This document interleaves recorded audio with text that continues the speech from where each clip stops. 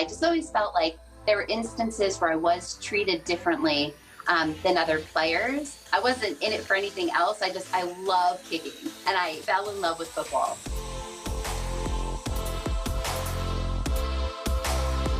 I'm Nicole Vinson-Ondecko, and I was about the 4th woman of all time to play in an NCAA football game. I played high school ball. I started JV and varsity for 2 years apiece for one of the biggest schools in New York, so I was a place kicker. In high school, it was a really varied experience. So when I started, guys hated me. As a woman in the sport, you have all this extra pressure that you don't expect. And I had to fight through all that my first year. So I had a choice at the end of that year. I could quit because it was really hard, or I could keep going. And so I decided to keep going. And because I made that choice, it made all the difference in the world.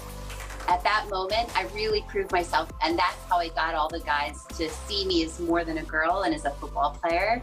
And after that, it was fantastic. Night and day difference from when I started in high school versus when I started in college.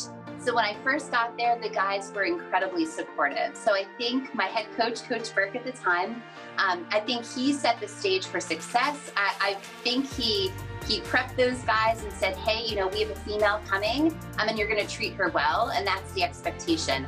It was also a varied experience in college where I loved playing, had great relationships with a lot of the players, like the coaches were awesome, but there were certainly times where I know I was treated differently because I'm female. Our staff, they'd always have like locker rooms for the guys, but for me, I'd always have to find my own locker room. And I think there were a lot of like growing pains and a lot of things we just had to learn along the way. Parts were hard, but because it was hard, that's what makes the experience even more valuable for me, you know, even more powerful. When I was done with my playing career, I still had this fire in my gut to keep going, so I started coaching. I have a lot of girls that I coach, and as I speak with them, you know, they do share that there are guys on the team that don't like them. There are guys on the team that don't speak to them. Those negative experiences are still there, but they stick with it because all of the good always outweighs all the negative. And I think with my girl kickers, I really try to be an extra sounding board for them in case things get hard. And I really share my life story with all of them too, just so that they can see like the incredible things that can happen. So I knew about Randy Brown, the Baltimore Ravens. He can coach for a long time. So I sent him an email and I said, I'd love to learn from you. Like, do you think we could talk sometime? And Coach Brown, he says, we'd love to have you come out to our training camp.